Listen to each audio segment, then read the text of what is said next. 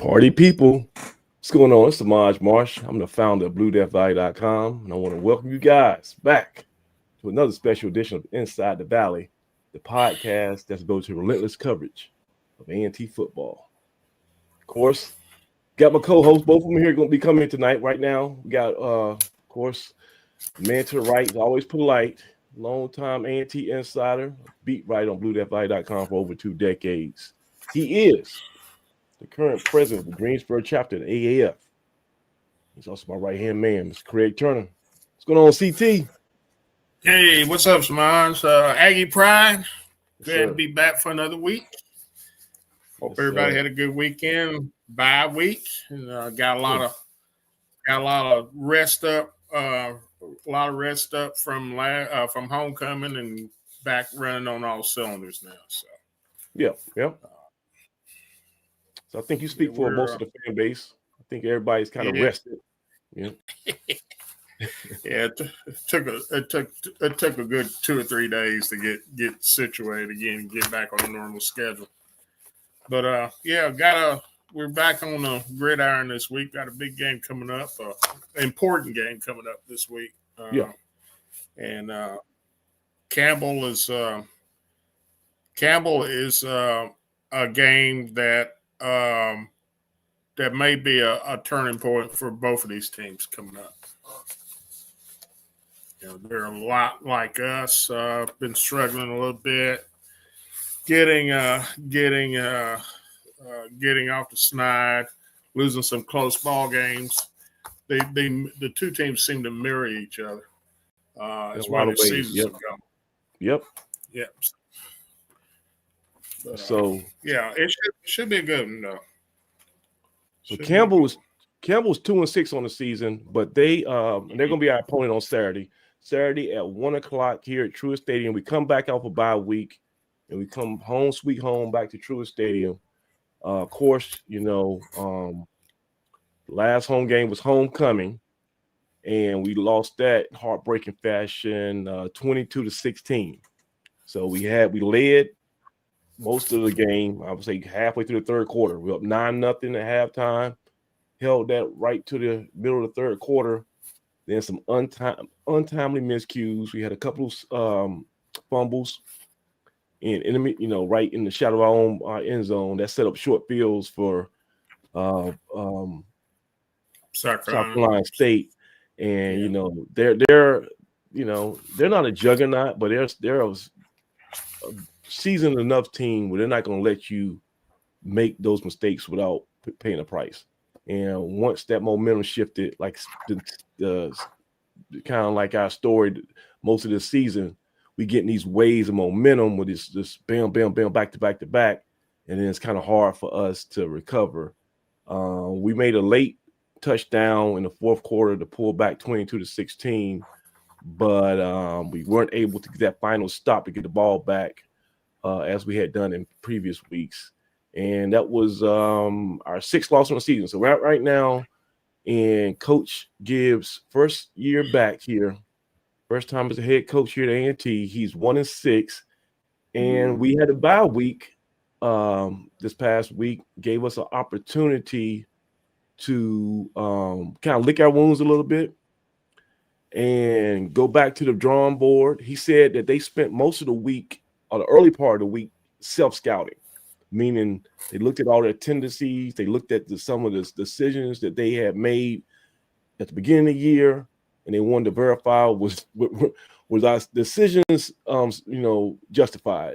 And a lot of times when you come out of a bye week, you do see some depth chart changes, right? You might say, well, let's give this guy a look. We went with player X, but now player Y might need to get more run. And sometimes you even see a scheme change drastically or slightly. You might see some, more blitz packages or whatever. You might have some trick plays on offense. But usually after a bye week, especially when the first part of that season, if you have a bye kind of like towards the middle and the first part of your season hasn't gone your way, you're willing to try a lot of different things just to give yourself an opportunity to change your fate. And like you said, Craig, this is a pivotal game coming up Saturday. Yeah. You have an opponent in Campbell who, on paper and statistically, is kind of you're fighting in your weight class, right? Yeah, you are. You know, yeah, it's an even match. It's an even match. They've had some of the same issues that A&T has had defensively. Splash plays leading most of the game, but then something goes wrong, and they get behind, and then they trying to and come up short on the rally at the end. yeah. So the two teams are mirror images of each other as far as the way their seasons have gone. But so this is like I said, this is gonna be a test of wills. Somebody's going to, if somebody can stay away from turnovers, I think I know who's going to win the game. But there's no telling how that will go. So yeah. But looking statistically, like I say, they're almost a mirror image of each other. As far as defense, both of them have had some tremendous struggles stopping people from scoring. Right now, out of 14 teams, 14 Coastal Athletic Association teams, A&T is dead last in the conference. Right? With 14 out of 14 giving up 40.1 points per game in 7 games. And guess who is 13th out of the conference? Campbell. And Campbell's been giving up 38.3 points per game. And so their bugaboo is kind of like us. Splash plays, man. They'll be locked in. Going toe to toe with some heavyweights. And they had a tough schedule. They played ECU and who else they played? They played ECU. They played number 9 Rhode Island, and they played Western Carolina, and they played North Carolina State. So good, that's murderer's row. Their 2 wins came against Bryant in double overtime, 50-48, and then they beat Hampton like we did, but they beat Hampton 38-21 at Hampton. Last week they lost to New Hampshire on their homecoming. So we lost. We both teams are coming off homecoming losses. We lost to South Carolina State. They lost to New Hampshire. Very similar. Offensive wise, we're ranked 9th in the conference in scoring, 23 points a game. They are ranked 8th in the conference in scoring, 23.8 points a game. So they probably got one more field goal than us. So it's you can't say that we're outmatched. Judging from the press conference on Monday, so we return back to our Monday scheduled press conferences. Feels like Coach Gibbs is just ready to go back to work. He don't want to care about sound bites. He's not in for the bluster. It was a very just mundane press conference.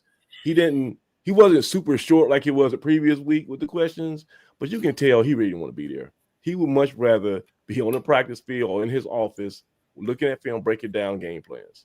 So what do you think the mindset of Coach Gibbs is right now heading to this week? I think it was a reset. I think usually when you have a bye, and especially if you had a rough first part of the season, it's a reset for the players. The players had a little bit of time off. A lot of them went home. Visit their families, had some time off to rest up. Just get it off your mind for a day or two, and come back new. Back to practice is very similar to what you would normally see like in a pro type atmosphere when you have a bye week. Guys take a couple days off, recharge the batteries, get away from football for a little bit, just for a couple days. Yeah, sometimes that's needed. Sometimes that's needed. Yeah, it is. It is. You go 7 weeks. 7 weeks in the season, and then you got previous 5-6 weeks of preseason. That's a long time. That's a long time, and you need to have that time to get your mind right. It's not burnout, but you do get fatigued. You do get fatigued more so mentally than physically. Yeah, mentally and emotionally. Yeah. Because you got to think, Craig. So these guys, we got a lot of new faces, new additions, and so everybody's been competing. That's the one thing about this program. You're not gonna just walk out there and get anointed as the starter. You're gonna have to fight for it. And you've seen how many injuries and musical chairs we had at the quarterback position, right? And even I mean, look at the defense. Right now, I think Cameron Dalrymple, I looked at the depth chart from the game notes they passed out at the media day, at the press conference, and now Cameron Dalrymple is listed as the starting linebacker next to Josh Isaiah. So I had mentioned that at the show last week that I saw him sneaking down there because previously he was kind of like playing some safety stuff. Now he was in the middle of that second line, and so that was something that we didn't see coming at the beginning of the year, right? So each week is like a saga in itself, and you got training, you got fall camp, and you battling, and you got the season starts, and every week is just from Monday to Saturday, it builds to a crescendo with the practice and everything heating up, and fans and fan forum and Twitter and social media, it comes up, and then win or lose, you have this emotional eruption, and you come back down and you got to start over again. It does take a toll. You toss in there, you got all your rivalry games on the front load of your schedule. Yeah, it's coming. Oh yeah. Coaches can talk about, well, we're not, we're not tired. Yeah, physically you may not be, but mentally you got to be. You got to be. So yeah, I think that bye came at a really good time, especially with this home stretch. These last 5 games we got. Yeah. It's a chance to recharge, and very, very winnable games. These last 5 games. You got a couple of toughies. You got, all these teams are capable, but I don't see anybody on the schedule that is like head and shoulders better than everybody else, except for maybe Monmouth. But they kind of play to the competition. And when you got a team that plays to the competition, it tends to lend yourself to open for a trap game or an upset, especially if you have to play on the road. So, it's going to be interesting. This second half of the season is going to be real interesting.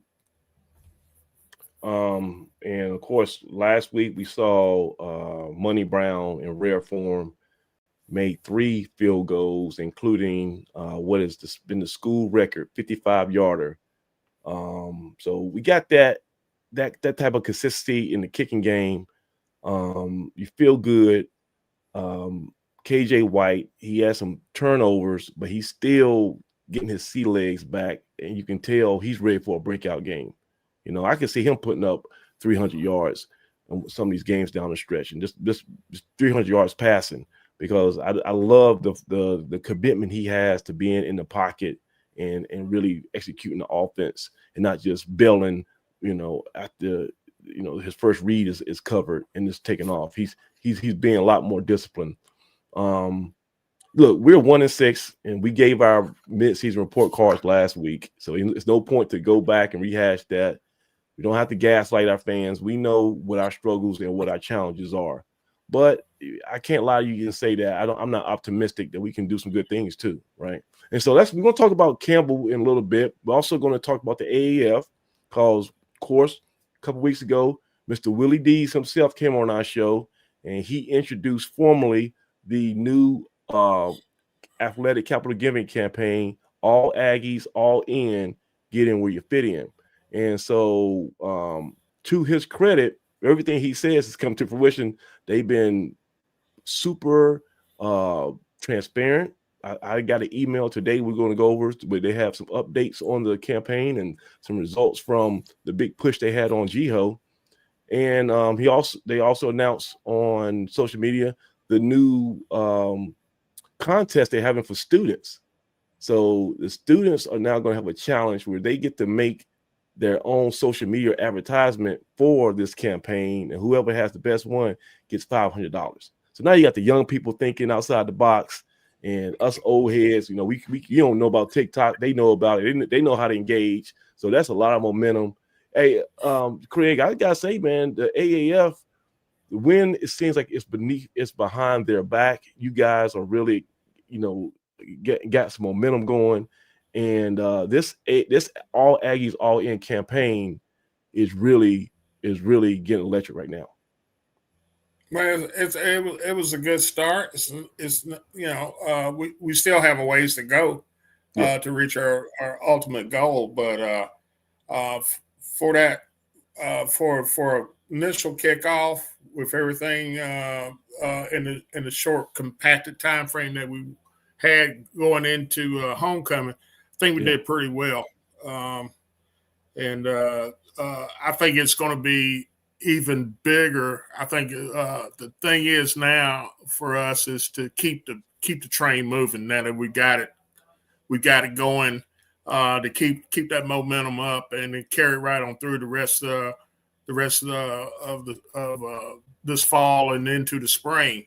There's going to be so it's not over. I think a lot of people think it's not by any means over. It's just the beginning of it. Yeah. And that's the main thing too. This was they launched it right at GHO, right before GHO. And that was because they wanted to do a special 1 day kind of extravaganza, that 1 day push. But that was just strategic for, that mass grouping of people all in one place. But once GHO is over, we still got to fundraise. We still got to pump up this NIL coffers. That's basketball season's right around the corner. We get ready for, next year of football. We got to give some resources to Coach Sean Gibbs to build on this season. So it's just the beginning. That's what I'm trying to say. It's just the beginning, and I'm excited, especially with everything Willie's saying. I see the results from. We go through the email and go through the update that he sent out. But first, let's go ahead and take a look at Campbell before we get too further. And AD Fresh, he's in transit. He'll be here a little bit in a few minutes, and he'll help break it down. But I want to talk about Campbell. Like you said, it's a winnable opponent. And here I got some clips from their homecoming loss last week against New Hampshire. Let me pull this up. All right, so basically, their starting quarterback is a guy. He has the coolest name. His name, what's his name, Craig? I can't even see my handwriting. Camden Sitzkeller. Camden Sitzkeller. Yeah. And we had Eli Brickhandler. They got Camden Sixkiller. I tell you, these some names. But this guy was a starter, and I think he ended up getting hurt with a high ankle sprain or something like that. So he did not play last week. So they went to their graduate guy, Michael Chandler II. He played against us, I think, a year ago. And he's about a 5'11", 6-foot guy, pretty shifty, but doesn't have the best arm. I mean, I'll be flat out. So Sitzkeller came in as a transfer from Oklahoma State. Okay, there you go. So he's a redshirt sophomore. Yeah, he's a redshirt sophomore. So he's he's a pretty good size kid. 6'4", 205. Throws the ball all over the place. He's completing around 58, 59% of his passes so far this year. So, and he's, I think it's like 1,200 yards or something like that, around 1,300 yards over the season so far. So he can hurt you if you let him sit in that pocket. He can hurt you, and he can take off and run a little bit. But he's basically a pocket passer.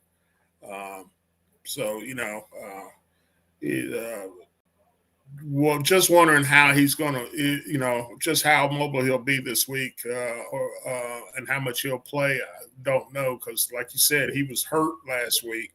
Yeah. and they struggled a bit. And high ankle sprains are iffy, man. Like I've seen people have a high ankle sprain and come back in 2 weeks. I've seen people have a high ankle sprain and shut it down, and that's that's like almost a season ender. So you never know. I guess there's different grade levels, like the injury. So but if he missed homecoming, I don't think they were saving him for us, okay? So I think he's probably, if he does come back, I doubt he'll be at full strength. And so I expect to see the backup, Michael Chandler second. And we'll run some video, but I just want to start off with that defense. They do have, they're not the biggest guys, but they remind me of Maine because they have some serious sideline to sideline linebackers, and they bring a lot of pressure, especially on third downs. We're going to have to pick up their blitzes, but let's watch a little bit of Campbell against New Hampshire. Tell me what you think. Vezza rolls, pressure, set. He is smashed back at the 45-yard line. Devontae Pettis crushes the quarterback. Nobody picked him up. A season high. Nobody saw him. Yeah, he was unabated to the quarterback. Incredible pursuit to the football. Got to be careful back there, Vessa. He didn't see it coming. Yeah, that's a recipe to get your quarterback on the shelf if you don't pick that up. But yes, let me show you another clip. Get hurt as a quarterback this year. This has been trouble for the offense. Back to throw on third down, and he is crushed back. And I tell you, man, we talk about the CAA prototype of just type of athletes. Campbell fits the bill because they got tall guys. They got, they don't have sloppy. You're not going to see the 350-pound nose guards. They got some guys who've been in the weight room, very low, little body fat. These guys are some athletes. And, they might not have as much girth, so you could maybe lean on them in the running game, but you're going to have to be athletic enough to pick these guys up. That front four I was pretty much impressed by. And then they got some great linebackers, too. With a couple, that's Ebenezer Badada. He gets back to the line of scrimmage, fall forward for the yard, but the Campbell defense bends and does not break in territory, and here comes the punting. Yeah, the Campbell sniffed that out. You could tell they were ready for the quarterback run. How that plays out. So here's their offense, and this is the Chandler kid. He's replacing Six Killer. I wonder how. I love the history of these names. I can understand brick handler and all that, but how do you have a family name like Six Killer? And that thing keeps going on for generations. Like, okay, something happened there. I want to know the story about that, but geez, Six Killer. Second down and long. Chandler fires. It's intercepted and then dropped. It is incomplete. So, you better be lucky that DB had hands like feet, because that was a tailor-made pick six. A man just put his back foot down. So I'm throwing the ball. I don't give a damn who's open or who's near him. So, like I said, he's not super skilled at the art of passing, but he makes some big plays. My goodness. Campbell catches a break. Yeah, he jumped that route very well, got right in front, actually. That was an easy. Thomason's the back. Got to be careful for the drawn off sides. Make sure they're not trying to. I want you to see this linebacker, man. Tell me if this don't remind you of Maine. Nah, I'll tell you who it reminds you of. Oh, it's 80 Fresh is in the building. Fresh, what's going on, buddy? Hey, what's up, guys? Hey, what's up, man? Yeah, we just break down some film. But tell me, Dougie, if this linebacker reminds you of that guy from William and Mary, man. Draw you. Nope. Vezza will follow his running back. Nowhere to go. Campbell makes the stop. That's Logan Liverman. Campbell's middle linebacker makes the stop, and the Camels make a big stand on fourth down. Well, I talked about how emotional the Wildcats were when they got their big big stop in the previous possession. The blocker. The Campbell defense really getting excited out there. Three of them look like they're kicking something down the field. I'm sorry, man. I love that. Three. Hey, Dougie, I love that, man. You know, I talked about last week. I was saying, you know, we need to go and transfer portal against the line, but that's what I'm talking about. We need to get one of those. Somebody who just looks like a poor man's Luke Kuechly. And so now I'm gonna show you some more of their offense. This is Chandler. I think he, throws up a prayer here. Can they pick up the third down? Chandler, lots of time. His back foot. Launches it long, and it's caught inside the 40. The catch is made by Daniel Lopes, his 7th catch of the year. Yeah, I mean, that's even a bigger play because the Camels are so thin at wide receiver, and to have somebody to make a catch like that, that was a difficult play.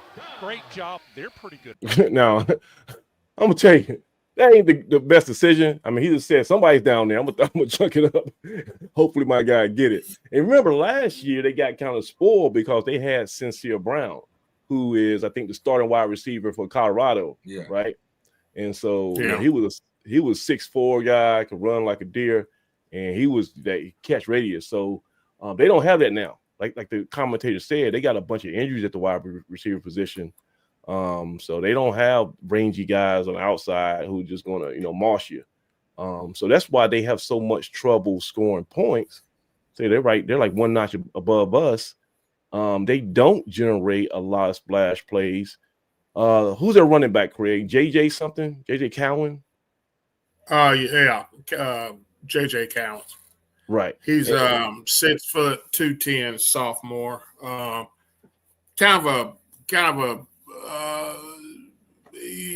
He's not what I call a speed back, but he's a power. But he's a shifty type of runner. He'll run through tackles. You're going to have to wrap him up. He will run through your tackles, and he's not the type of guy that will. He's not a type of guy that's going to run like a 4.3 or anything like that. Yeah. But he can hurt you. He can hurt you if you don't have solid tackling. Right. See, once again, it kind of sounds like us. We don't have that home run hitter. Graves and JT Smith, or nobody's gonna confuse those guys with track stars, but they run hard and they're gonna make you bring your lunch pail if you're gonna try to bring them down.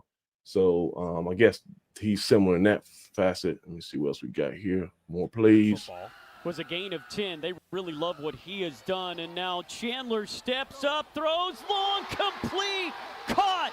Lopes down to the 10-yard line. Chandler was scrambling. And that was their only that was like the biggest play they had in the passing game the whole day. And that set up their only touchdown. They scored 10 points against Campbell, and this set it up. And he just kind of did one of those Bryce Young deals. He ran up in the pocket right before he got to the line of scrimmage. He just chunked it deep. So we got to keep our secondary. You got to keep your eyes up. Don't give up your man, because this guy will chunk it up there and pray to the football gods. It comes down favorably for him. He's not somebody who's gonna have pinpoint accuracy. You saw that pick six he almost had in the short game, but he's I guess he's kind of fearless, crazy like a fox when it comes to taking shots. At the line of scrimmage and unloaded. Biggest play of the game for Campbell. Hampton makes the stop, but Campbell first and goal inside the 10, trying to tie it up with a touchdown here. As I said, you're running the football. You can't stop the run a couple, 2 or 3 plays, and then all of a sudden you get so focused on the run that you get beat. That's ideal too. I mean, like against South Carolina State, man, we're winning, controlling the tempo, time of possession. And then you blink one time, and then you get a splash play, and then you're like, dang, where'd that come from? So we can't have that happen Saturday. Deep, and that's what they can't. JJ Cowan to the 5, to the 2, to the end zone, touchdown. There you go, Dougie. So like you say, that's a running back. He's going to be leaning forward. He's going to fall forward, keep his legs moving. Josh Isaiah, and whoever's going to be besides him, with his, Cameron Dye-Ripple, Terry and George, or Jaden, whoever's going to be there, they're going to have to be stout in that middle because they're going to try to run the ball. Campbell has tied New Hampshire. What do you say, Craig? Yeah, Yeah, they average about 130 yards a game, about like we are. They're going to be a run first team for the most part. The biggest thing is that, well, like you said, we just have to stay on assignment and not let the receivers get in behind the defense. If we do that, I think we can hold our own as far as the running, as far as defense against the run. But the thing that concerns me about them is that, or the thing that concerns me about us, not so much them, but the thing that concerns me is we lose track of where our people are in the secondary, and they get out in a scramble situation. You're looking in the backfield. This guy's 6 yards in behind you. He slipped in behind you, and then it's prayed that the wind catches it or he drops it. Is one of the two. I know. Right. Yeah. And I look, and just I look, neither of that's gonna happen. So we gotta be ready, man. For the first time today, that could give them the lead. So so now Campbell's winning and they take the lead into the fourth quarter. So they end up losing 24-10. But just like us against South Carolina State, they had a lead late in the game. And just the wheels kind of fell off.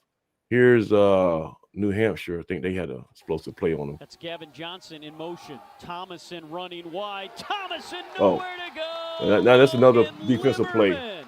Again. Wow. Linebacker. What a lick. I mean, he was just all over him. Great tackle for loss. Puts him in 3rd and long. So, Doug, you tell me this now. Tell me I'm crazy here.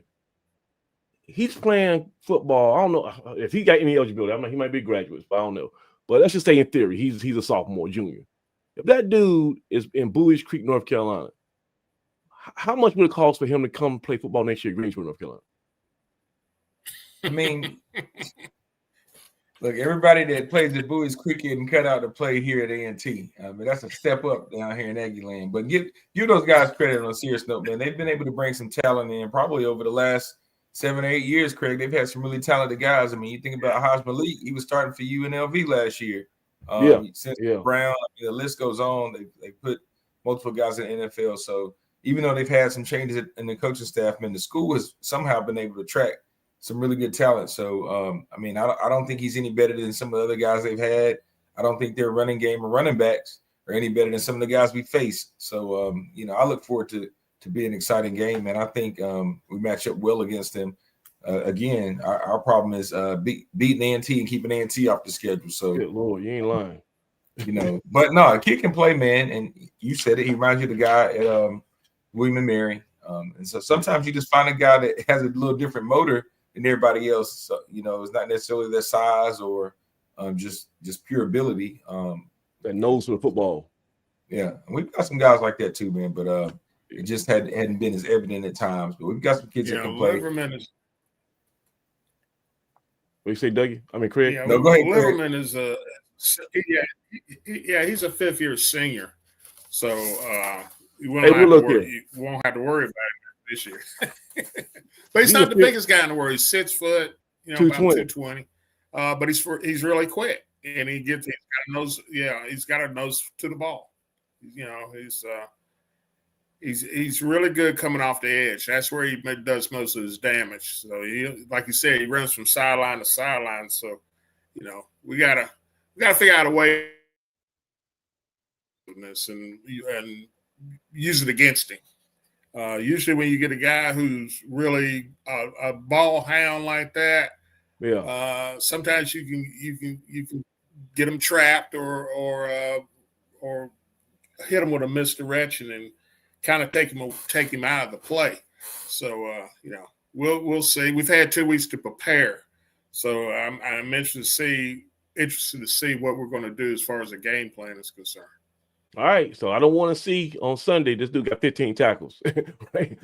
Because I mean, to me, right now, we need to identify a plan to slow him down. Because and that's one thing I really was expecting to see more of. I guess maybe our scheme is not asked for that right now, But I'm not seeing our linebackers, and Doug, tell me if I'm just, exaggerating here, but I don't see our linebackers making a lot of plays behind the line of scrimmage, right?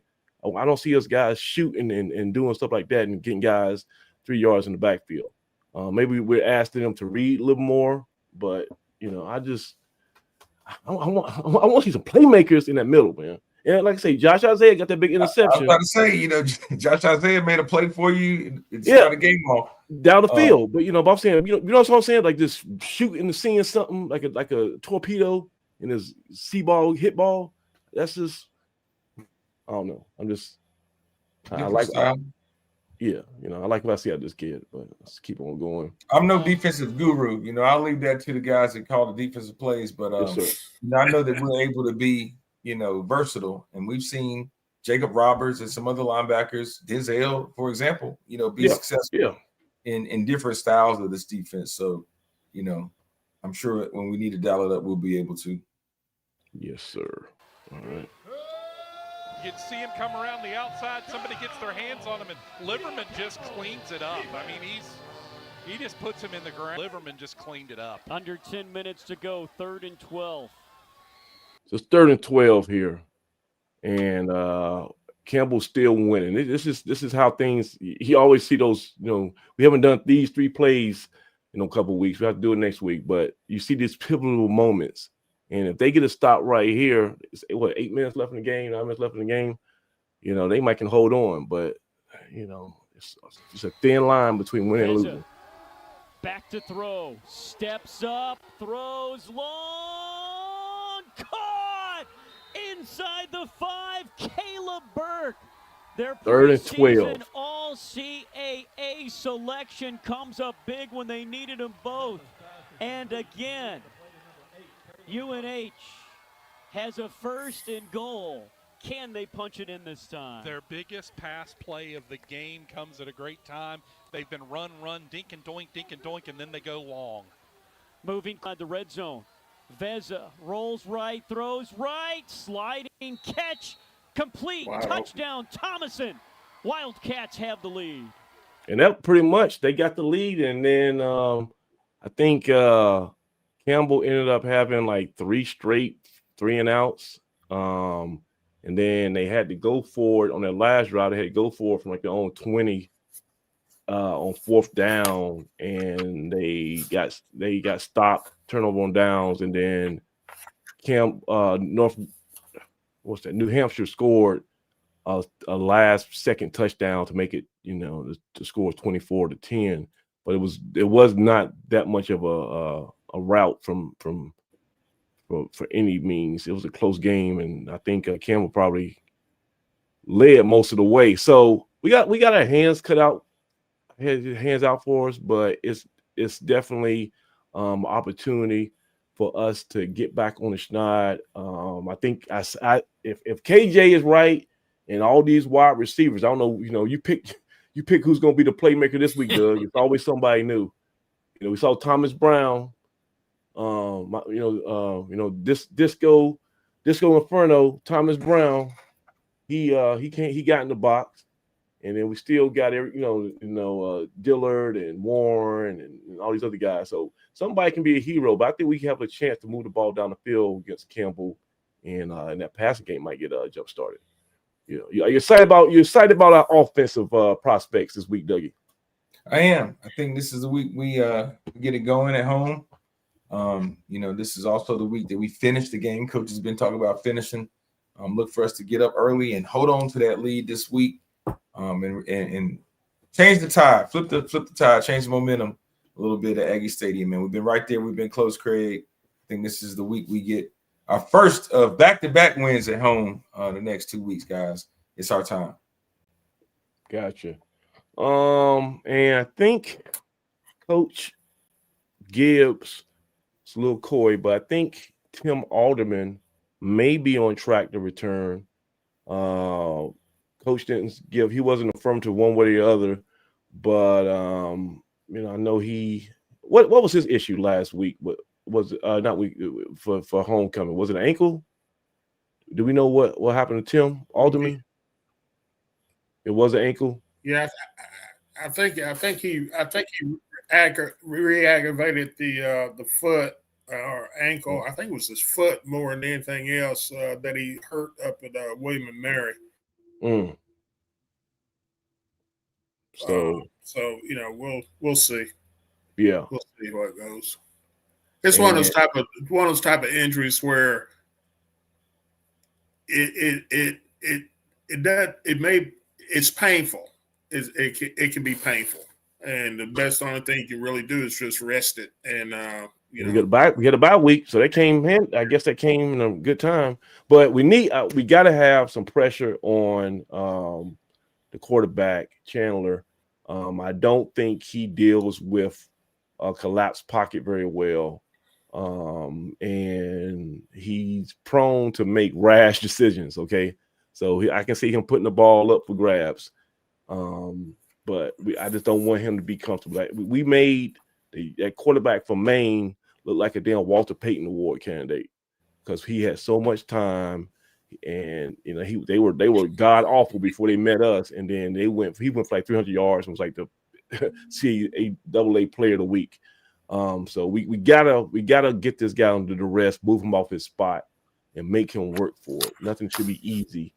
1 o'clock, Truist Day. You guys fire up the grill for I know G-Ho's passed, Dougie.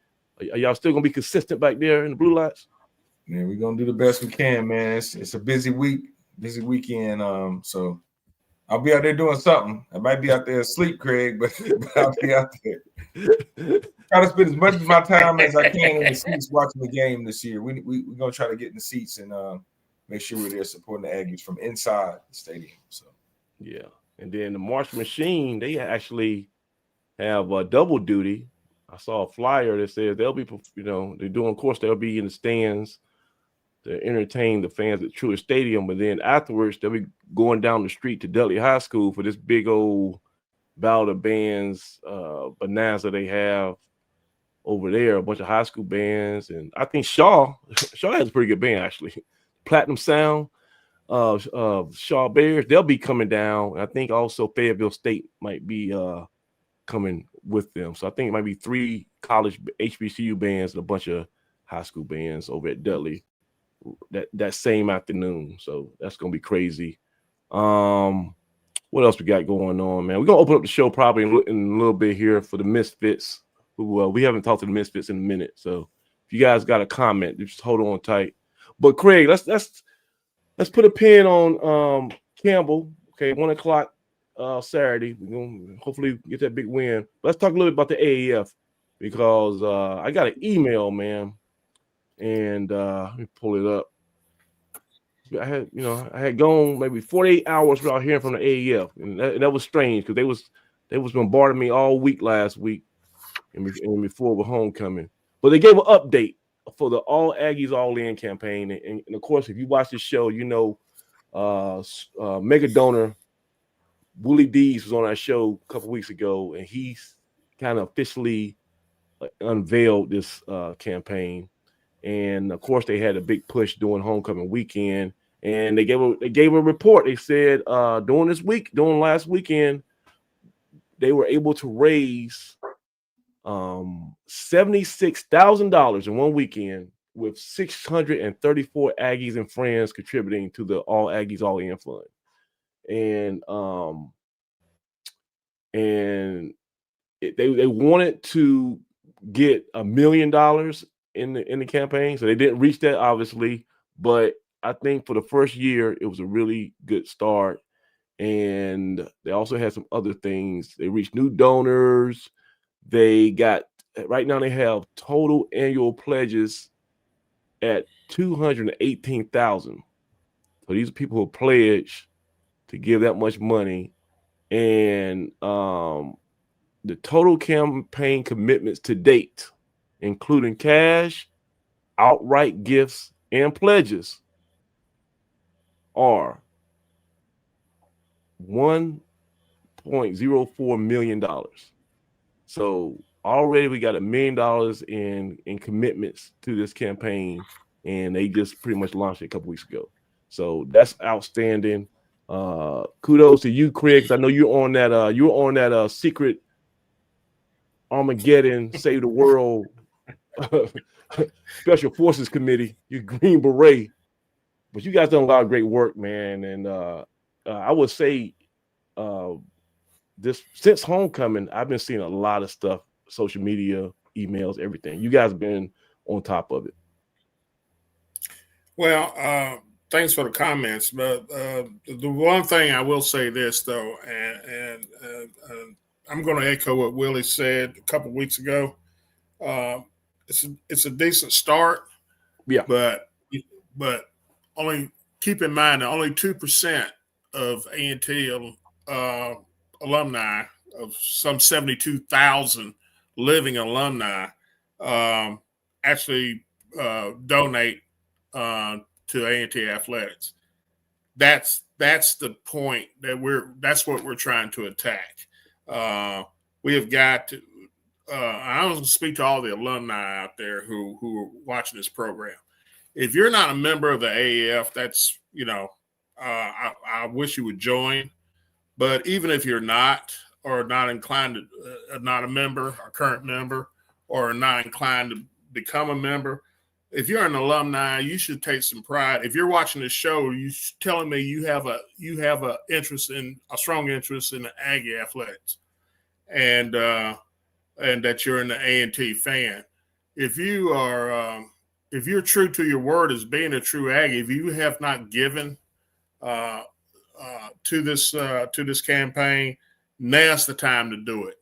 Yeah, it's real easy to scream Aggie pride, but when somebody says, "Well, let's pass the hat," and so we can remain competitive in this new era of NIL and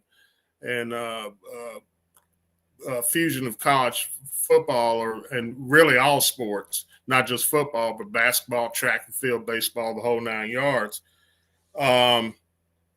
If you're going to holler Aggie pride, then back it up with some dollars. Now, as the saying, as the slogan goes, get in where you fit in. I'm not asking people to go out there and give $1,000, $2,000, $3,000, $4,000. I understand you got to pay bills. I know I do. Yeah, I got to keep the lights on and food on the table. But there's nothing to preclude you from $100. So $100 is not going to kill anybody. So whether you are going to do it as a recurring gift or whether you do it as a $100 donation a day, every bit counts. There's never a gift that's too large, but as the saying goes, we want you to get in where you fit in. So whatever you can do, make that pledge or make that donation today. You guys, if you don't have it now, make that pledge. You set the date when you can do it. If you're strapped, you can set the date as to when that pledge is going to be made. When you're going to make the pledge, right, and then follow through. Then follow through on it. But But to those folks who got the message last week, we say thank you, and keep it up, because we're just beginning. We've still got a ways to go, but A&T is going to be competitive one way or the other. I can dig it, man. You sound a little bit like Pastor Wine is there, man. Just get in the line. I don't care which line. Just be in a line. Pastor Wine said 1,000 plus one. You done misheard. You done misunderstood. I ain't saying. No, that means so. Yeah, that's funny. But hey, I can dig it, and I think the word. I think it.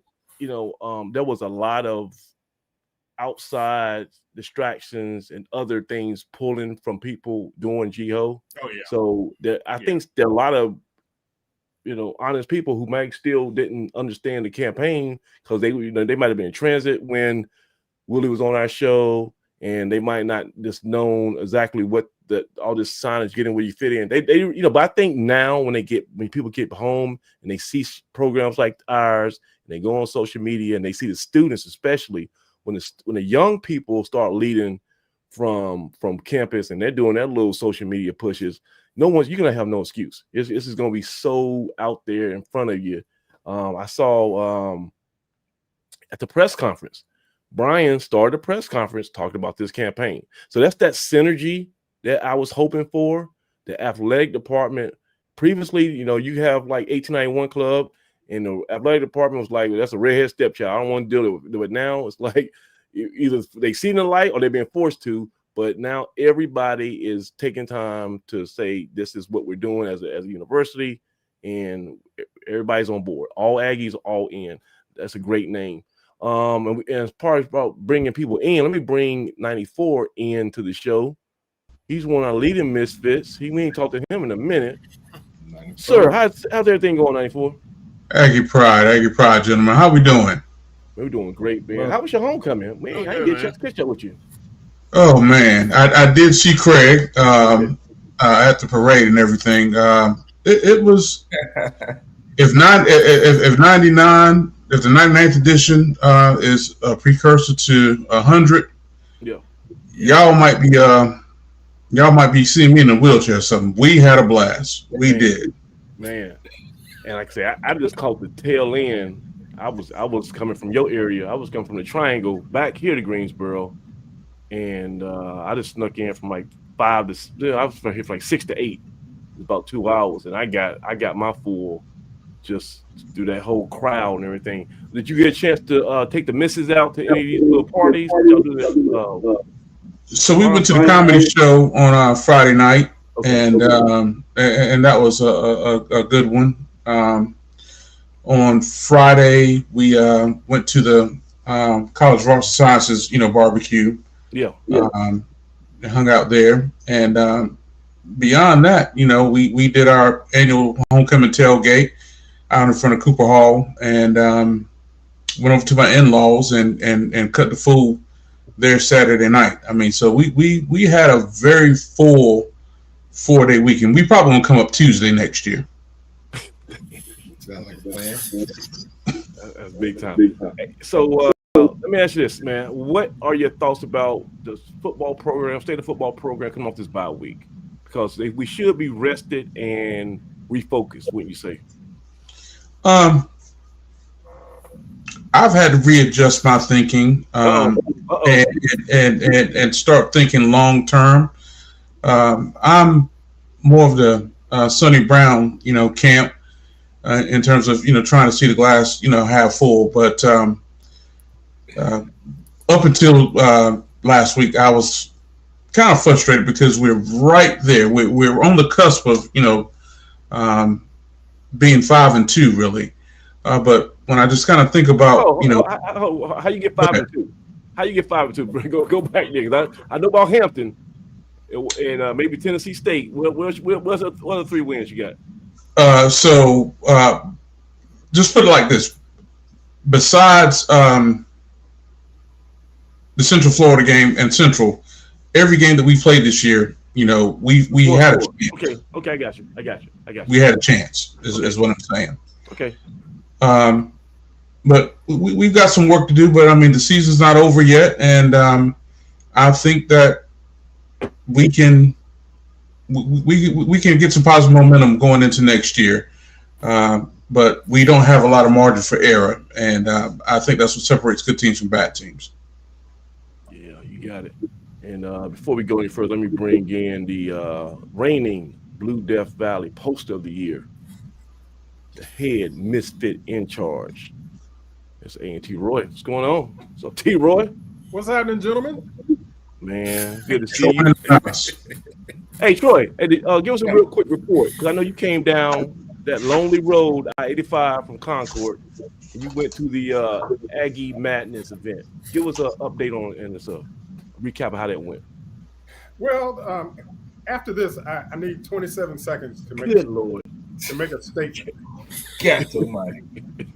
But Hey man, if you would have put me on the show last week, we could have gotten past this. Yeah. But I was really I want to see a little bit of a scrimmage. Yeah. But unfortunately, they didn't scrimmage at all. All they had was, and don't get me wrong, all the rest of it was good. The band was good. They had virtually the whole band there. The introductions of the players were better than they were last time. They had Steve Simon Says, the Simon Says guy.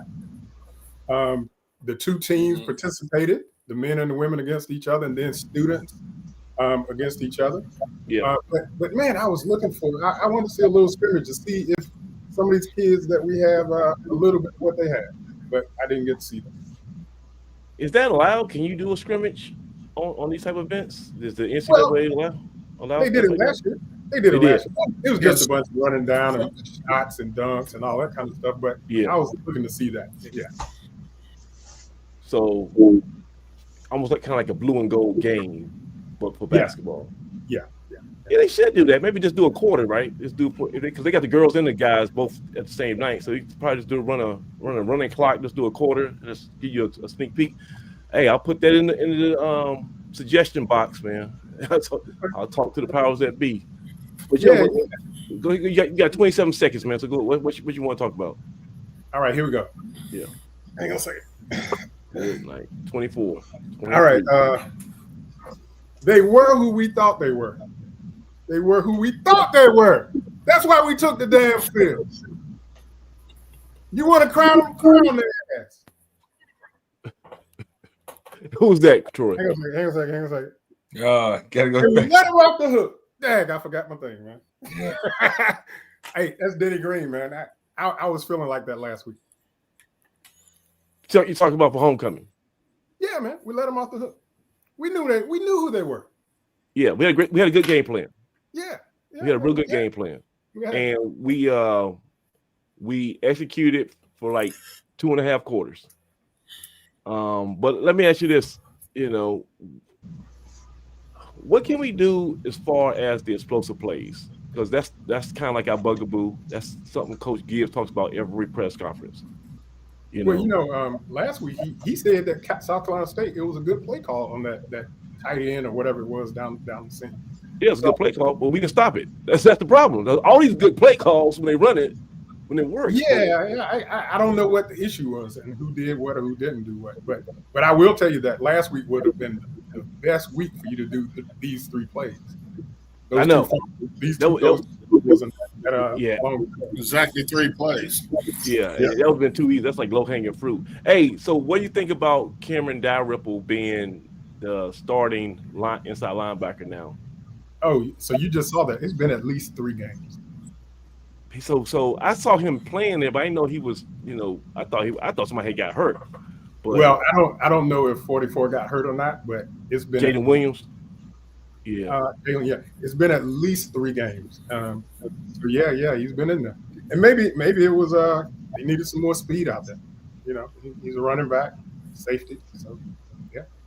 So Dougie, does that give you any pause that our inside linebacker was playing running back this time last year?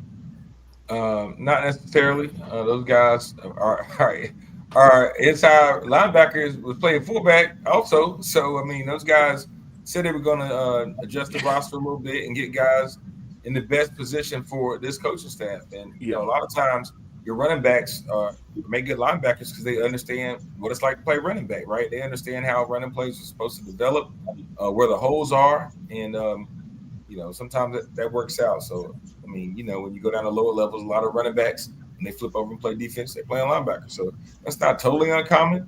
For Mr. Dalrymple, he's looking for a chance to get on the field. And I don't know that he was going to get that opportunity at running back. So he's in a different position and he's finding a way to contribute. So I don't see a problem with it. Next man up mentality. And hopefully he can be effective in that role and do well enough to contribute to a win. And guys, this is the weird time of year, right? Because with this new NIL, transfer portal, revenue sharing, whatever you want to call it, a lot of people at this point start making business decisions, like literally and figuratively. And so you'll see roster decisions made based on your prospects for the future. So some guys might be shutting it down too. Now, I'm not saying with A&T, I'm saying all over college football. And if you get 4 games, it's kind of like a mulligan to keep your red shirt or whatever. So that's something to keep an eye on towards the end of the year, because you don't know what type of and I have no internal knowledge. I'm not suggesting none of this. I just know this is what I've been seeing in other football, especially, if you think things ain't working out for you here, I don't feel like wasting a year because some people might just have 4 games and they say, well, I'll just plan on this year and go somewhere else. So I'll be curious to see, hopefully we win these games and everybody's all hands on deck. But if things still kind of go south, some people might be shutting it down. That's just a reality of football now. Troy, I got a question for you, Troy. Okay. First game of the season, you had Champ Long as the starting quarterback, right? Second game of the season, you have Braxton Thomas as the starting quarterback. Both of them unfortunately got hurt, along with Jai Walls in that UCF game. I think those quarterbacks with the dislocated elbows are on pace to return at some point this season. How do you manage that? Do you still just say, KJ, we're gonna ride it out with you, or do you kick the tires again on Braxton Thomas if KJ might be struggling a little bit? I mean, if you're the coach, how do you handle the quarterback room if you got a little bit more competition these next 5 weeks? So I hear Coach Gibbs. Yeah. Practice is how we make decisions. Yeah. But I tend to believe that it's going to be game performance that would kick Kevin out, if anything. Because, he's got time and he's in the saddle and he's running along. And they may look better in practice, but, man, they haven't played in games. And so I think, again, it's got to be either he gets hurt or he doesn't perform well in the game for them to put one of those kids in. 94, you play a lottery? I do. All right. So you heard the pick 3? I have. You heard the pick 3. All right. So A&T quarterback room edition. If you saying after this season you got 7 quality quarterbacks, let's go through them again. Braxton Thomas, Champ Long, KJ White, Nelson Lane, Noah Sanders. I'm missing somebody. Jai Walls, right? You got 7 quality quarterbacks. You're not gonna be able to keep all these guys, right? There's no way in the world all these guys are coming back to this roster in 2026. If you're the GM for the ANT, you got to pick 3. Which ones have you seen from this season that you're going to build the future with? KJ, that's one. Braxton, and Nelson. Those are you. Oh man, so that's tough. Doug, you want to throw that in there? You want to touch that one? I'm asking why you're just picking 3. Because I don't think you're gonna be able to. I think there's too many. Those guys got a taste of blood, and I would love to say we get all 7 back. I just don't think you're gonna be able to convince all those guys to roll the dice and be willing to hold a clipboard. If things don't go well in fall camp or spring camp. So I'm thinking many of the guys you named still have 4 years to play football. So I don't see people pack up. They're in the same class. A lot of football ahead of them. Yeah. We said the same thing about Kevin. Yeah, He's still at 2 years. He's still here. Austin Hooker left and came back. So we haven't had that mass exodus at quarterback, not from guys who really had a good chance to contribute. So I think A&T's still the place to be if you want to play football and compete and be a quarterback. Anywhere you go, you're going to have to compete. And then as the climate continues to change, you're not just walking in the door somewhere and starting for most programs. So I think, from experience that you'll probably get a shot at one point or another to take the reins and have opportunity here at A&T. So what place would you rather be if you're looking to, make your way at quarterback? So. Craig, how many can we have more than 3 roster spots, and we're gonna have more than 3 quarterbacks in camp. So Craig, you think is a pathway where we can bring back all 7 in 2026? There's a theoretically, yeah, there's a pathway to it, but I have to think that a couple of guys are you got one who's a grad student who in Hooker, and then you've got Noah who should be graduating. I believe should be graduating this year. But he's a redshirt junior, so I think Sanders. he's still. Yeah, Sanders still has. Yeah, but I'm talking about academically. Academically, right? Okay. He should be graduating. Be graduating. So it may rectify itself. I don't know. Could they all be back? Yeah. Could they all leave? Not likely, but But I think it's premature at this point. It's going to be up to the young men to decide what they want to do. And I don't think it's a pressing issue. I mean, if there's one area that we don't need to really beat the bushes for, and that is at quarterback. We've got a lot of young guys at quarterback. We've got a lot of talent at quarterback. So yeah, I agree. It'll work itself out. I think the guys that we've seen so far will all be back. So, like I say, Nelson Lane and Noah Sanders combined for the only win thus far this season.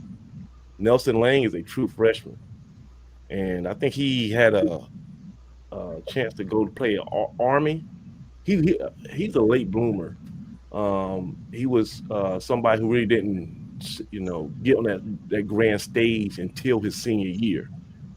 And, he had a great senior year. I think we were able to get on that radar while other people might have already moved on. And he looked good in that one half of football against Hampton. He looked mature beyond his years. And statue-wise, there ain't no media guy height. He's a tall 6'3" guy. I saw that touted speed that we was talking about. Braxton Thomas, man, I fell in love with him from that press conference. After the Tennessee State game, I like that. That might be at QB1. But then I forgot about KJ. It's tough, man. And I'm not trying to, stir the pot. I'm just thinking outside, out loud as a fan. We got to granted, the offense is still ranked last in the CAA. We can't get too crazy, but just individual talent, piece-wise, we got like a treasure chest of some young talent here. Troy, do you feel – how would you manage this, though? You think we can hold on to half of them, or are you worried it's too many to handle? Well, so let's be clear here about why we have 7 quarterbacks. Okay. Number one, KJ White got hurt right before spring game. Now, I don't know if what they saw in Champ Long was enough for them to go after him, even if KJ didn't get hurt. But I think I'm pretty sure that the reason they did get him was because KJ got hurt and they needed to bring somebody else in, they thought. So really we would have 6. And I think where they're going to be is they're going to probably say, you know what, it's probably good to have 6 on our roster. Now, one of those I would expect would probably be a true freshman, that they would bring in a true freshman probably every year, just to make sure they keep them. So you're saying you think they still will recruit another high school freshman this upcoming signing period? Oh yeah, I think so. Ooh, no, I don't know about that. Yeah, that's a hard sell. Okay. If I'm a high school senior and I look at A&T and you got 3 capable freshmen already who's going to be, have their full eligibility 4 years. What we don't know is if they're going to stay or not. I mean, and you raise a good point, man. Listen, those 2 freshmen that we brought in this year, and one of them might, you know what, I think I'm going to go somewhere else because I don't see the progression right now with KJ being here. possibly Champ Long, Braxton Thomas. So one of them might decide, or maybe both, decide that, hey, I'm going to do something. Or any of those other guys might. So you got to be careful about saying, oh, we're going to have all these kids, because you just don't know what's going to happen, no matter what you might think. Yeah. And then, of course, Dougie, this is the NIL era, and I guess we're going to be players for the first time, really, in our football program's history. You know, we're going to have some type of coffer. I'm not sure how much, but well, let's go around. I mean, since we kind of spitballing here, Troy, how much do you think, you know, if we just all-in campaign really gets in motion, how much money could we be playing with for revenue sharing purposes this next signing period?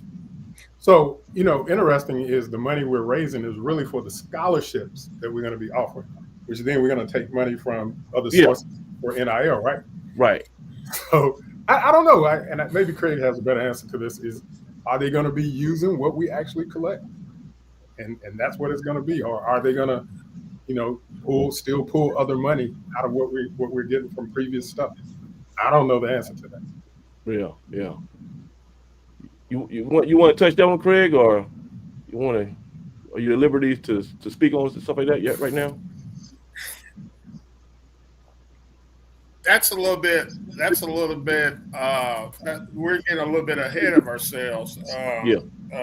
We got to remember we have 16 sports that we have to take care of. So it's not just football and men's and women's basketball, but you're also talking about baseball, football, golf, tennis, bowling. You know, we got, you know, we're top 5. We're ranked in the top 5 in the country in bowling, and those girls, those women don't come cheap, and so you know that's going to be up to the coaches and the AD to work that out. I'm not going to even try to you know go on here and put anything on that. It's, you know, we're just in the stages of putting together the necessary funds to be able to compete. I think that you know, you were talking about kids leaving and being in the age of NIL. I can tell you one thing: this new time frame and the elimination of the spring portal changed the entire ball game as far as who's in the portal and who's not. Because I can guarantee you this: if you don't have a place already staked out, you'd be a fool to go into the portal. Well, if you don't have a deal already worked out, you only got 2 weeks to make a decision now. Right. You don't have the spring. You used to have December, then you had the spring, and all the way up till classes started to transfer. You don't have that anymore. So that's like the 2nd of January to the 16th, and that's it. So that's a full 2 weeks before National Signing Day, then, right? Right. Yeah. Good Lord. So you talk about we might have to do a show just on after the portal closes to find out who, you know, went in, because I mean, once you're in, I mean, you got people from the portal who went to the portal last year who, you know, quote unquote, is still in the portal, who haven't left. So you got guys, right? You know, once you're in, you're available. You can come out. You can come out.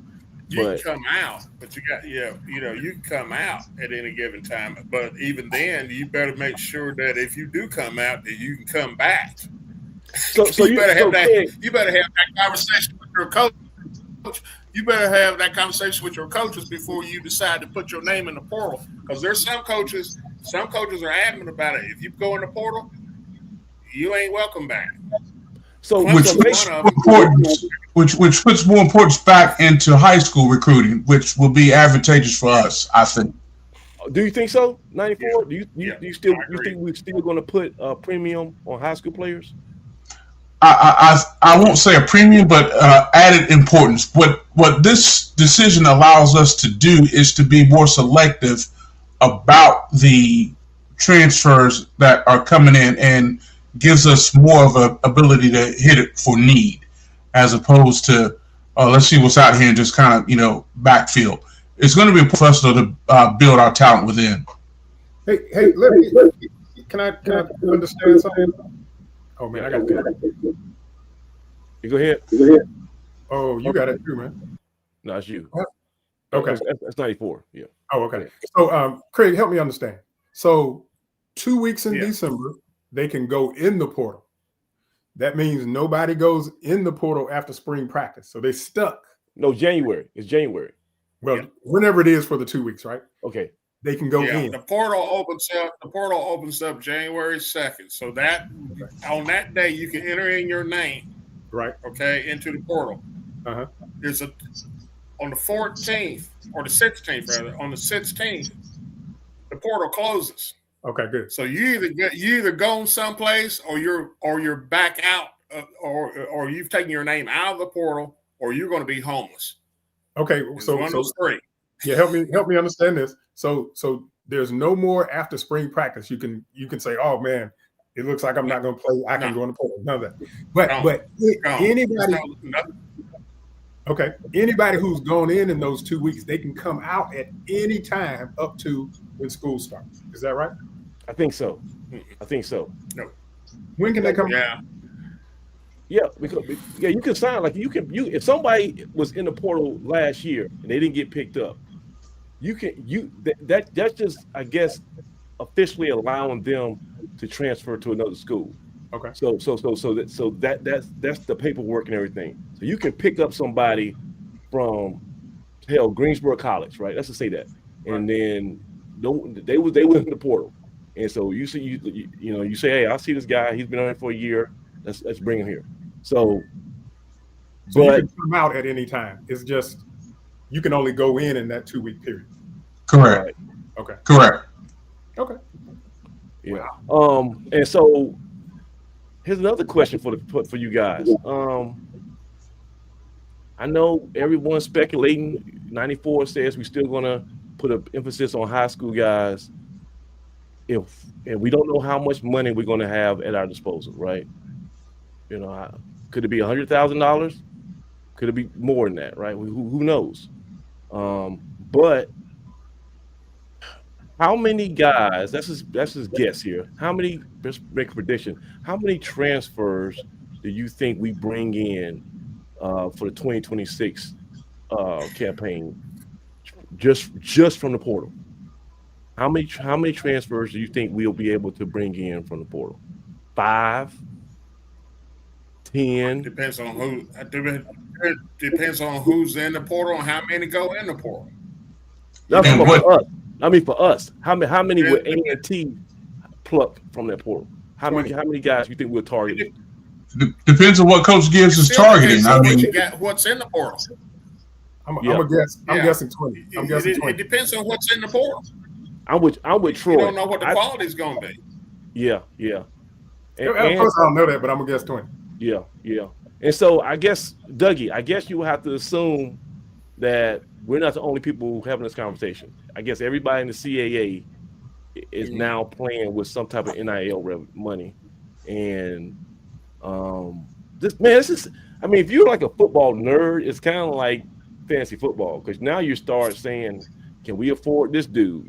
Like normally, I think some things might seem off limits, but in theory, you could just overpay for somebody who might not be, getting full attention from a William and Mary, and I can see A&T stealing a big name guy, a FCS big name that we just said we'll put twice as much money for this guy that Campbell will. I know. I mean, but we can't do that for everybody. We can maybe overpay for one guy who could be a difference maker. I think that'd be one way to close the gap. But yeah, though I've said on Blue Death Valley, Yeah. that's all about needs. Each year your needs change. I'm just guessing that our needs, and they're gonna probably target 20 kids. And 20 kids. I'm just saying. And listen, that's less than what 20% of our roster. 100 players, 105 is a limit. Yeah. Yeah. Hey Dougie, are we close to seeing a time where A&T might have a general manager just for this type of stuff? Can you hear me, Dougie? Like Troy's pointing at himself. I think he's considering himself the general manager. I'm annoying Troy, of course. That's why. I don't know. I with him, I'm sure that they are, having some looks within in terms of structure and what that looks like, personnel, staffing wise. That's nothing that we've heard that they're trying to get organized in terms of what the long term future looks like. But going back to your first question, your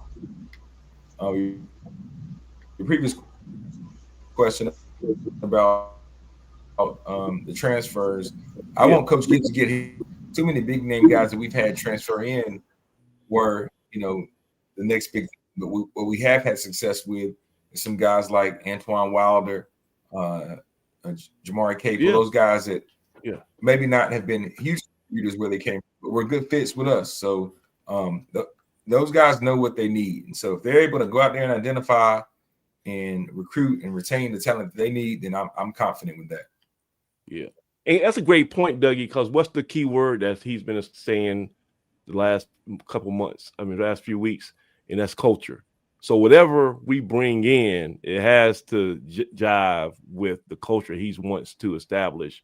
And he's not just going to have mercenaries that don't mesh with the locker room.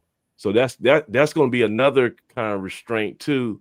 I would say, and this is not throwing shade on any of the current players, but I would say that the line, offense and defensive line, would probably be a focal point. But Aggie 94, here's the problem. Here's the problem. I think that's going to be a focal point for all 14 teams in the conference. Like I don't see no team saying we can't get better and stronger on our offensive defensive line. So, I think every team is unique in terms of what they have and what they have recruited, what they are trying to develop. It's a brave new world, and we have to be focused on us. Is the bottom line. I know the teams have the issues and things they want to bring in, but we know that we've got to bring in some talent, particular on both lines, but particularly offensive line. I think we are severely lacking. I think the season has indicated that. I think we bring in about 10 to 15 transfers, but I just think to your point, they got to fit in terms of the culture that Coach Gibbs and that staff is trying to develop. And see, this is tough too, because as a coach, you guys, we're going to look at that signing day and we're going to give a grade. And that's like the most ridiculous thing you can do, to immediately give a grade for a signing class. It takes about 3 years to figure out, but everybody's going to give a grade. But Craig, it's fun for the fans, but now it's almost like you got another metrics on your spending. Like, were you able to make your investment count? So it's like this thing is it's unprecedented, especially at the FCS level, to actually, we ain't gonna be nowhere near like App State and Georgia Southern and those group of 5 teams, but just at this level, just to have a little bit of money to play with and to see what you can stretch, seeing what guys would take, a Division II All-American, he might be in a bidding war, So somebody at Wingate might actually be having overtures from multiple FCS teams, not just that we'll give you a scholarship, but we're going to put some money in your pocket too. And I'm sorry, but I feel like if we're serious, and it's another thing too, A&T, we might be on the same path for one player and it might be us and New Hampshire, and we're gonna have we might be going back and forth, and it might be a $15,000 difference, or I don't know what it is, but I mean that's really the new frontier, and I guess the fans, we have an active role because we can add to that. We can increase our donations, so now we got a little bit more cachet with these recruits. So it'll be fun to watch. But guys, let's go ahead and wrap this one up. This has been a fun show. We got a big game Saturday. I'm gonna go ahead and pass around the horn while we get out of here. And Troy Lee is out first. Give us some final thoughts for this upcoming week. Okay, I do want to add one thing beyond this week to get it started. Okay. So this coming week, man, listen, Aggie fans, you've had a week, now it'll be 2 weeks. Get your rest from GHO. This thing is not over. Our kids need all the support they can get. Man, we've been close. Y'all come out there. Cheer our team on. Don't leave. I will tell you when to leave. Because people left GHO a couple weeks ago. Yeah. And we had a chance with a minute left. We still had a chance. And you all left. So for those of you that left, come on. Come support our kids. I'm going to be out there. Come see me. Hey, Troy, what's going on with the volleyball program? I haven't heard as much buzz about the volleyball games as I was expecting. Have you been keeping up? Of course. So, unfortunately, in my mind, we messed around and lost our first 2 matches against UNC Wilmington. But we have rebounded and had some pretty good wins along the way. And so we're back in the middle of the pack, close to the top. But actually, this is what that was going to be my second point. Now I'm jumping a little bit ahead, but our last home football game against Monmouth on November 15th, senior day for football, is also senior day for volleyball. Oh, so we get a doubleheader again. Yes, and this is only doubleheader. So I'm imploring Aggies who come to the game. Matter of fact, all of you come to the game against Monmouth. Let's walk over to Moore Gym and support our young ladies against Campbell University. Are they going to stagger it so people can do that? Are they going to have it at 4 o'clock or whatever? Yes, I forgot what time it is. Like 5, maybe 6 o'clock. 4. So it's after the football game. Oh man. Yes. So Doug, I'm now. Are we gonna make a commitment to do that? Me and you. We gonna walk across the campus. I'll do my best, man. You know that last home game, I like to cut the lights off. I can make it to the game. I can walk over to volleyball and then make it back to cut the lights off. So yeah, that works. We did that last year. I typically tailgate. The last tailgate I go to after the games is the Overtime Boys on the front side of the stadium. And man, we out there till 9 o'clock at night sometimes, and maybe even like they stay later than that. But you will have time to go to the volleyball match and come back and tailgate some more. Okay, so we're gonna have to pump that up. That's gonna be I'm gonna have to try to get another volleyball player on the show that week or something, because that's well, major. Can you give me a golf cart, Troy? If you give me a golf cart, man, we can. Oh yeah. Hey, I know this guy named Rat Brown. I think he can hook us up. For real. Hey, so Troy, you usually are horrible at names. I'm gonna give you one more shot, right? We can't call it the Texas two-step because we're not in Texas. But we got to find some name to promote that weekend, that Saturday. We'll figure it out, but Yes. I'll think about that. Yeah, it ain't gonna be the Earth's greatest homecoming or whatever you came up with. Earth's HBCUs or whatever. That was terrible. So we are Earth's HBCU, and we are the head blacks in charge. Head blacks in charge. All right, 94. Please help us out, man. Tell me what you need, man. Tell me what you need. Tell me what you want to hear. Man, I need, first of all, what's going on with, they got like 18 different levels of football in North Carolina now. 4A, 8A, 16A, 2A. Where are you guys at? What's Carl Gibbons? Y'all 7A, 8A, 6? We're 7. We're 7A.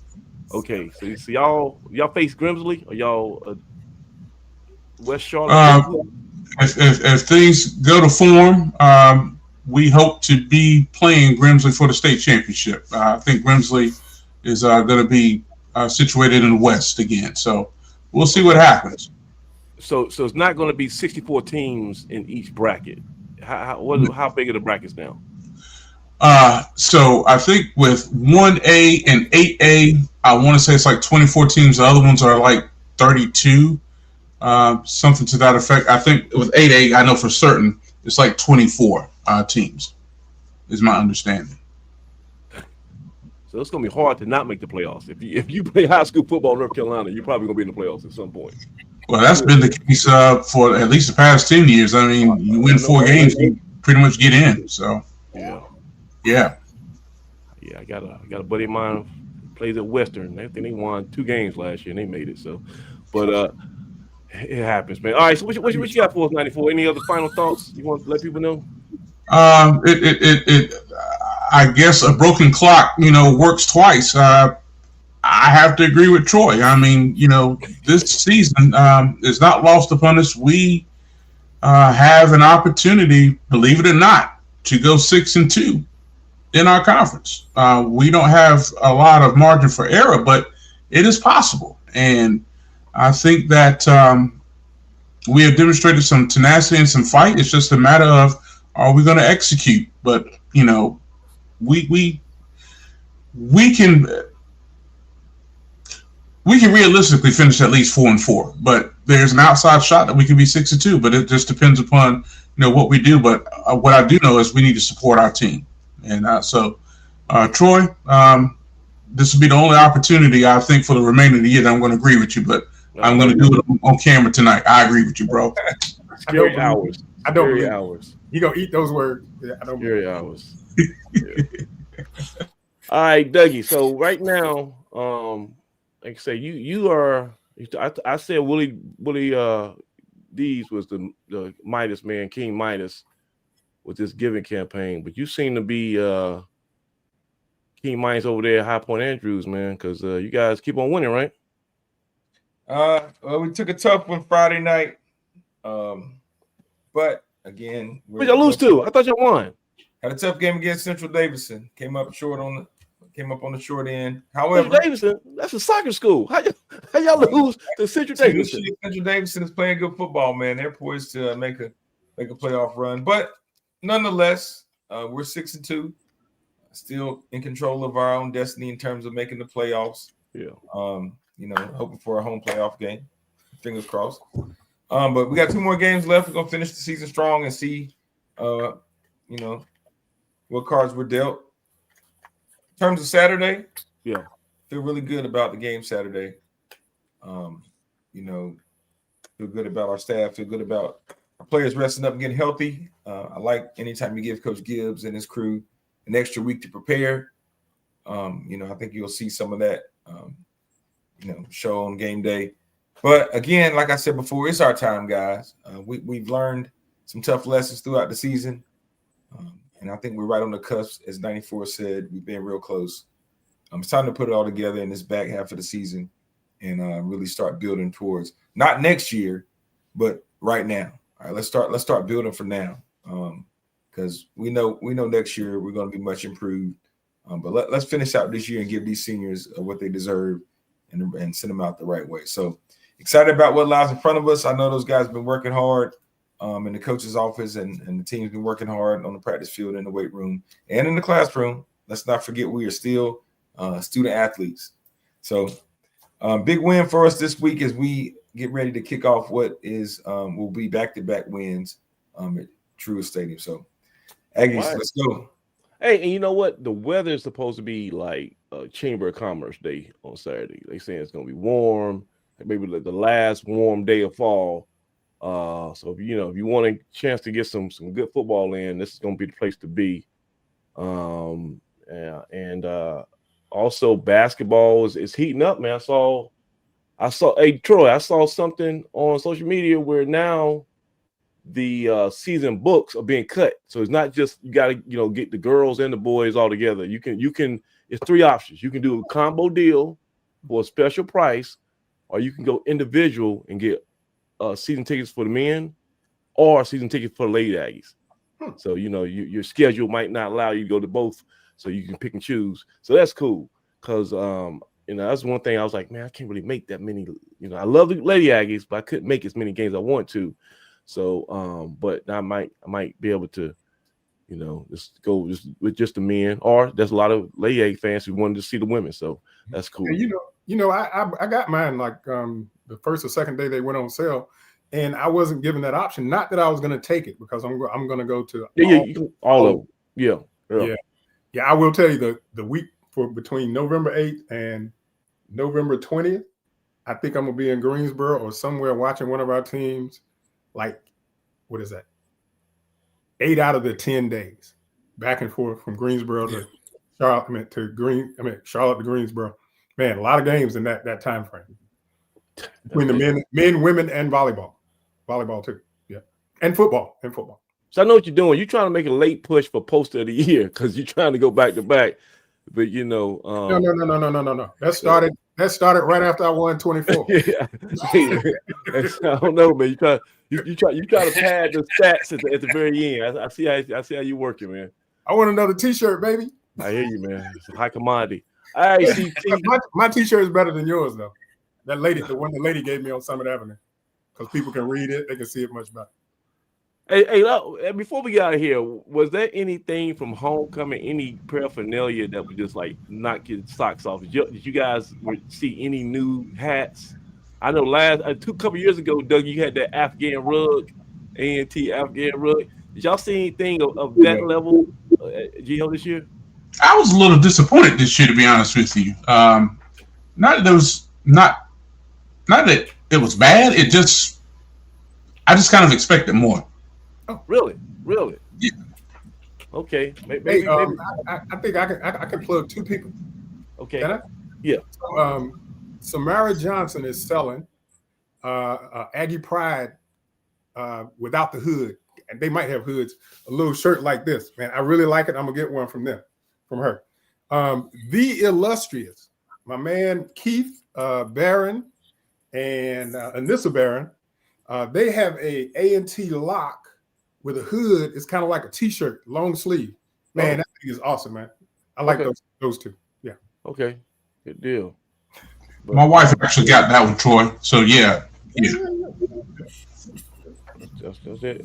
And see, most people, I guess now, so many people have gotten merchandise over the past years. Like most people, their closet's already full. But I always come for homecoming to see what else is the new stuff's out there. But I didn't get a chance to go by the farmers market on Sunday, so I missed out on some of that tent stuff. I went. It was It was kind of scary. Yeah. All right, CT, what's the last word, man? Come on out Saturday. Come on out Saturday for the game. It's gonna be one of those rock'em sock'em type deals. Both of these teams, like I said, are about even. I think the big difference is will probably be turnovers and quarterback play. That's gonna determine this game on Saturday. And if we don't turn the ball over, A&T wins this by 10. I'll go on record on that right now. Oh, man. A&T will win it by 10 if we don't turn the ball over. Man, I tell you, Craig, if we get a win Saturday, and like I say, if it's 10-point win where we kind of just feel comfortable in the last quarter, that's not just scratching and clawing. That can really, especially for a young team like us, that could just change the whole trajectory of these next 4 games after this one. And you could go on like Troy is saying, you could go on a winning streak and just start knocking off teams back to back. So I mean, we don't have Murray's Row on the schedule for this next 5 games. Everything's winnable. We just gotta get that one. And like Coach Gibbs kept saying, we gotta learn how to win. Take A&T off the schedule. Yeah, keep A&T off the schedule. Yeah.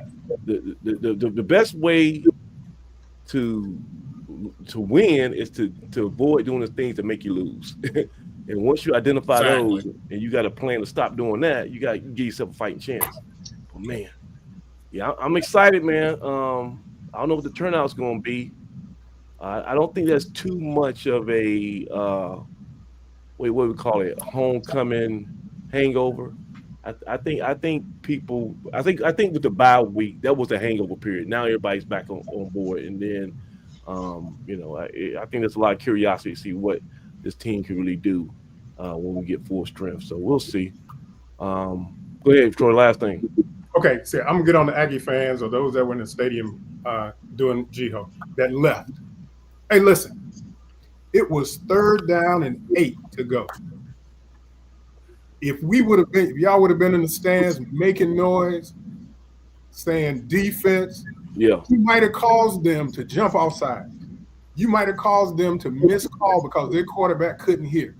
We would have pushed them back 5 yards, and they might not have got that first down, and we might have got the ball back and been able to score again. So you never know what you can do in this thing. I wasn't in the house. I was, watching on the replay. But I heard that wasn't our finest hour as a fan base. That crowd, that atmosphere for Jiho. We just, maybe the tailgate took some out of us, or the parade that morning, or whatever. But we weren't locked in, and we didn't give. You always ask for the team to give their best game. I don't think the fan base had their best effort in the stands to change some of the atmosphere around, and we gotta be more focused on this weekend. I mean, Troy's right. I mean, you guys are on point, but you can't discount 2-21 over a 2-year period. I mean, you can't. I think, but that goes out the window when the kickoff start. I mean, you can be guys. It's Jiho. Was the stadium packed when we came back against Campbell last time? No. That stadium was thin when we mounted that comeback. It was still an exciting game. So Jiho's a little different. You got some people sitting in the stands that aren't typically your everyday football. But Doug, when you win at 9-0, you got a concert going on outside. You got 70,000 people on the yard. Yeah. You got your own tailgate that you got to man. Come on, man. You got a football game placed inside of the greatest homecoming on earth. So, I mean, unfortunately, and guess what? If you were up 20 points, 30 points, people would still be leaving the stadium going out to do what they're going to do because it's such a tight time frame and a schedule. So, I mean, those days of the homecoming game being the crown jewel of the weekend and everybody wanting to stay, what's my man's name? The Jay Walker days of homecoming are over, right? Nobody's lining the field. Yeah. People weren't leaving to go see who was the man of the hour. Jada Kiss was on stage outside at 3:00 or 4:00 or whatever. So Lil Mo, every homecoming is different. Yeah. But the Florida game does have an impact on how exciting the game was. Matter of fact, I think we even had fans leaving the year that Malik Wilson returned that kickoff, and Tariq Cohen's flipping to the end zone. Those stands are still empty come late third quarter and fourth quarter, or thinning out. So I don't have a problem with that at all. Here's what I got a problem with. We still can have some fans in there cheering our team on. More of you need to stay until the game is actually over. Especially 9-0. Then you're asking for the team to play well. They play well, and then you still get sidetracked. Well, by the time we got to the end, before we down 22-9. I mean, it was looking grim. It was really looking grim. But the people that were around me, I was telling them, hey man, if we scored, we one score down. And we scored. And then they were like, oh. I was like, and we get a stop. Well, of course, we didn't get the stop. So, matter of fact, those kids get up more when they hear that noise. I promise you, it's a human emotion thing. And I'll tell you, Josh Isaiah almost made the tackle, but he had to make a decision about which side of the offensive lineman to go with. And so he went outside, which I'm okay with because he should have had help back on the inside as opposed to the outside. And the kid slipped right by him on the inside. Well, the good news is all three of our games have been pretty much sellouts, right? Yep. I mean, we had some good first half of the season home games. So, although they weren't in there for the duration of the game, I mean, you got to like the numbers and what it looks like on paper. Yep, made some money. Hey, so listen, if you guys are one of those people who like to have these battles on Facebook with everybody from Central and all that stuff, these next 2 home games, if we can get around 10,000, we could be like probably top 5 in the country for average attendance this year. We can't have a great drop off. We can't go from like 22,000 homecoming to 5,000 Saturday. Right. We need to keep that thing still double digits, and then at the end of the year we'll have some serious bragging rights. Mm-hmm. But let's get out of here. It's been an hour 45 for A&T Roy, A&T Aggie 94, AD Fresh, Doug Brown, of course, the mayor, CT Craig Turner. I am Samaj Marsh. It's been a good episode of Inside the Valley. Hopefully see you guys Saturday at Truist Stadium. Till then, see you next week. I'm trying not to do it, man. Peace. Aggie pride. Aggie pride. Aggie pride.